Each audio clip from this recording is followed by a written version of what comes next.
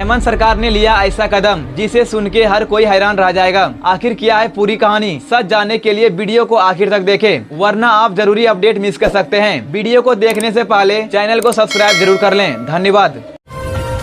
हजारीबाग में 4000 किलो नकली पनीर जब्त। झारखंड के अलग अलग शहरों में खपाने की थी तैयारी। हजारीबाग जिला प्रशासन ने नकली पनीर बनाने वाले एक बड़े गिरोह का भंडाफोड़ किया है। इस कार्रवाई में 4000 किलो नकली पनीर जब्त किया गया है। यह नकली पनीर बिहार के बख्तियारपुर और मनेर से हजारीबाग लाई गई थी। प्रशासन को जानकारी मिली थी कि इस पनीर को रांची, हजारीबाग और रामगढ़ के बाजारों में बेचा जाना था। जिला प्रशासन ने बताया कि नकली पनीर को आधे दाम में दुकानदारों को दिया जाता था, जिससे लोगों की सेहत को बड़ा नुकसान हो सकता है। नकली पनीर का यह अवैध कारोबार बहुत बड़ा है और इसके पीछे एक गिरोह काम कर रहा है। प्रशासन ने 2 बसों से नकली पनीर जब्त किया है, जिनके मालिकों को नोटिस दिया जाएगा। अब हजारीबाग के छोटे बड़े होटल और दुकानदारों पर औचक निरीक्षण किया जाएगा, ताकि नकली पनीर का कारोबार रोका जा सके। यह कार्रवाई फूड सेफ्टी ऑफिसर, कोर्रा थाना और परिवहन विभाग के संयुक्त ऑपरेशन के तहत की गई। फिलहाल किसी की गिरफ्तारी नहीं हुई है, लेकिन प्रशासन आरोपियों तक पहुँचने की कोशिश कर रहा है। SDPO बैजनाथ कामती ने बताया कि नकली पनीर स्वास्थ्य के लिए बेहद नुकसानदायक है और भविष्य में ऐसे ऑपरेशन जारी रहेंगे। उन्होंने कहा कि नकली पनीर पटना से बस के जरिए आ रहा था और रांची में इसे बेचने की योजना थी। मैया सम्मान योजना को लेकर बड़ा अपडेट। 7000 लाभुकों का कटेगा नाम। झारखंड सरकार की मैया सम्मान योजना में अब बड़ा बदलाव आने वाला है। राज्य में लगभग 2,48,644 महिलाएं इस योजना का लाभ ले रही है। अब इनमें से करीब 7000 महिलाओं के नाम इस योजना की लिस्ट से हटाए जाएंगे। इसके बाद योजना के लाभार्थी लगभग 2,41,000 रहेंगे। पश्चिमी सिंहभूम जिले में करीब 7000 महिलाओं के नाम कटने हैं। इनमें से 4000 महिलाएं ऐसी है जिनकी उम्र 1 अप्रैल 2025 तक 50 साल पूरी हो जाएगी। वहीं बाकी 3000 महिलाएं सरकारी कर्मचारी के परिवार से हैं या उन्होंने गलत दस्तावेज जमा किए हैं। विभाग ऐसे सभी महिलाओं को चिन्हित कर नाम हटाने का काम कर रहा है। सरकार ने बताया है कि मैया योजना केवल 18 से 50 साल तक की महिलाओं के लिए है। 50 साल से ऊपर की महिलाओं के लिए अब वृद्धा पेंशन योजना है। जो महिलाएं अब इस योजना से बाहर होंगी, उन्हें प्रखंड कार्यालय जाकर वृद्धा पेंशन के लिए आवेदन करना होगा। वृद्धा पेंशन पाने वाली महिलाओं को हर महीने 1000 रुपए मिलेंगे। वैसे आप किस जिले से हैं, हमें कमेंट बॉक्स में जरूर बताइएगा।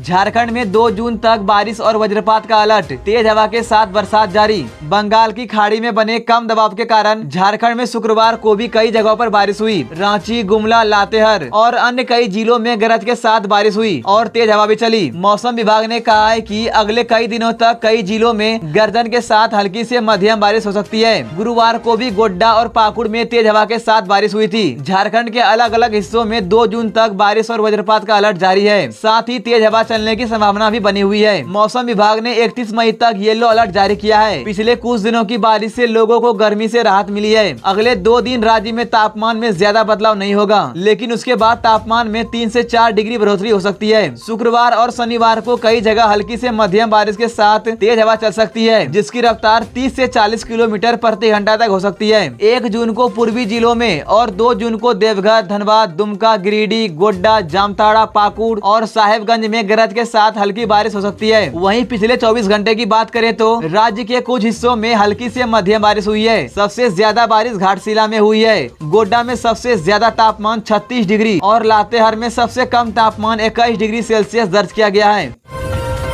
बोकारो में मैया सम्मान योजना में बड़ा फर्जीवाड़ा। 20 फर्जी आवेदन पकड़े गए। बोकारो जिले के गोमिया प्रखंड के पचमो पंचायत में मैया सम्मान योजना में बड़ा फर्जीवाड़ा हुआ है। यहाँ अल्पसंख्यक परिवार तो नहीं है, लेकिन फिर भी 20 लोगों ने खुद को अल्पसंख्यक बताकर ऑनलाइन फर्जी आवेदन किए हैं। ये लोग योजना का गलत फायदा उठाना चाहते थे। इस बात का पता लगने के बाद अधिकारियों ने मामले की जाँच शुरू कर दी है। जाँच के दौरान कई और फर्जी लाभुकों को भी चिन्हित कर योजना से बाहर किया जा रहा है। पचमो पंचायत के अलावा लोधी पंचायत में एक पारा शिक्षक की पत्नी भी योजना का गलत फायदा ले रही थी, जिसके पैसे वापस कराए गए। प्रखंड विकास पदाधिकारी महादेव कुमार महतो ने बताया कि योजना के लिए आवेदन मिलने पर अधिकारी राशन कार्ड, आधार कार्ड, बैंक पासबुक और पते की कड़ी जांच करते हैं। जो भी फर्जी निकले उनके खिलाफ कड़ी कार्रवाई होती है। उन्होंने कहा कि जो लोग सरकारी कर्मचारी या किसी सरकारी योजना के वेतन भोगी परिवार से हैं, वे मैया योजना का लाभ नहीं ले सकते। इसमें आंगनबाड़ी सेविका, पारा शिक्षक, मेडिकल स्टाफ और अन्य सरकारी कर्मचारी परिवार शामिल है। अगर कोई ऐसा लाभ ले रहा है तो उसे तुरंत योजना का पैसा लौटाना होगा, नहीं तो विभाग कार्रवाई करेगा। गर्मी छुट्टी में आई थी मौसी के घर, मयूराक्षी नदी में डूबने से 2 बहनों की मौत। दुमका के शिकारीपाड़ा प्रखंड के गंदरकपुर गांव में गर्मी की छुट्टियों में मौसी के घर आई 3 बहनें मयूराक्षी नदी में नहा रही थी। अचानक उनका पैर फिसल गया और वे गहरे पानी में डूबने लगी। उमा कुमारी और पूजा कुमारी नदी में डूब गई और उनकी मौत हो गई, जबकि तीसरी बहन आस्था कुमारी ने अपनी जान बचा ली। उमा कुमारी जमशेदपुर की रहने वाली थी, जहां उसकी मां सरकारी स्कूल में शिक्षक है। उमा जमशेदपुर के कॉलेज में पढ़ाई करती थी। पूजा कुमारी ने हाल ही में मैट्रिक परीक्षा पास की थी और स्कूल में पहले नंबर पर थी। आस्था ने गाँव जाकर लोगों को हादसे की जानकारी दी। गाँव वाले तुरंत मौके पर पहुँचे और दोनों बहनों को अस्पताल ले गए, जहाँ उन्हें मृत घोषित कर दिया गया। इस घटना से गंदरकपुर गाँव और आसपास के इलाके में गहरा शोक छाया हुआ है। उमा कुमारी के माता पिता इस वक्त गंगटोक में हैं। उन्हें हादसे की खबर दे दी गई है। हजारीबाग में जंगल से मिला युवक का शव, परिवार ने हत्या की आशंका जताई। हजारीबाग के कटकम सांडी थाना क्षेत्र के हेसा कुंदर गांव के पास जंगल से 42 साल के चितरंजन पांडे का शव मिला है। घटना से पहले चितरंजन को 3 अन्य लोगों के साथ एक गाड़ी में जंगल की तरफ जाते देखा गया था। चितरंजन अपने परिवार का एकमात्र कमाने वाला मेंबर था और उसके 3 छोटे बच्चे हैं। परिवार वालों ने पुलिस को बताया कि उन्हें हत्या का शक है। उन्होंने कुछ संदिग्ध लोगों के खिलाफ थाने में रिपोर्ट दर्ज कराई है। पुलिस ने शव को पोस्टमार्टम के लिए शेख भिखारी मेडिकल कॉलेज अस्पताल भेज दिया है और मामले की जांच शुरू कर दी है। हजारीबाग के सांसद मनीष जायसवाल के प्रतिनिधि रंजन चौधरी ने अस्पताल जाकर परिवार से मुलाकात की और प्रशासन से आरोपियों को जल्द गिरफ्तार करने की मांग की। इलाके के लोग भी जल्द कार्रवाई की उम्मीद कर रहे हैं।